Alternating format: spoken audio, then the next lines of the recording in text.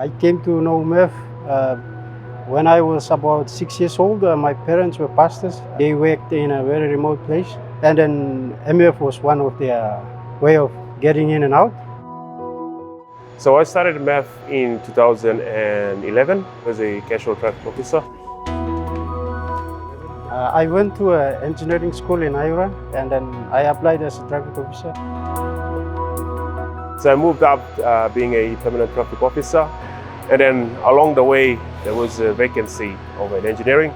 I don't know if it was God's planning or it all just started in 2014, and then I joined engineering. Worked in base for like 1 year, 6 months, and then the Lord helped and I was able to join MEF engineering. A lot of people applied, but thank God that He helped me. I achieved something great in my life. Helping people out in remote airstrip, and to be part of that is such an amazing feeling to see mothers shaking hands and offering you fruits and then saying thank you. And you don't know what the thank you is for, but later we found out that it's because MEF has helped them.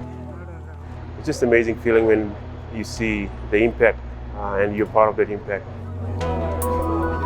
Oh, thank you. Somehow I became too attached with MEF.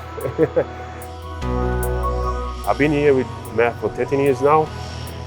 My current role now in MEF is the newly appointed Chief Engineer, supervising the guys and looking after the daily operations and make sure the aircraft is airworthy. We have the pilots coming in, like if they have some problems, they have to come in and let us know that we have this amount of time, so we have to pull our socks up, we have to work to beat the time. When we get our planes out, like it's a relief for us. We help the pilots complete their flight, and it's also give me a peace to go home and sleep well in the night.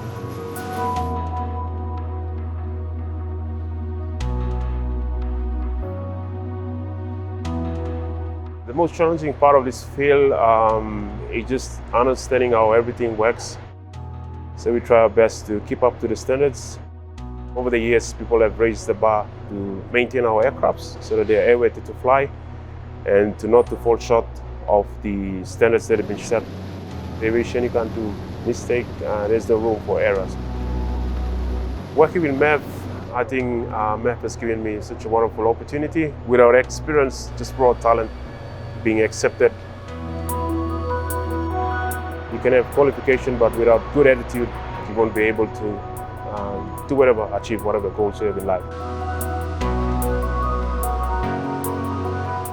To be an engineer involves a lot of discipline, hard work, commitment, dedication to studying to pass those exams, to be licensed, and it's not very easy. One day I wanted to become a licensed engineer to help our licensed engineers.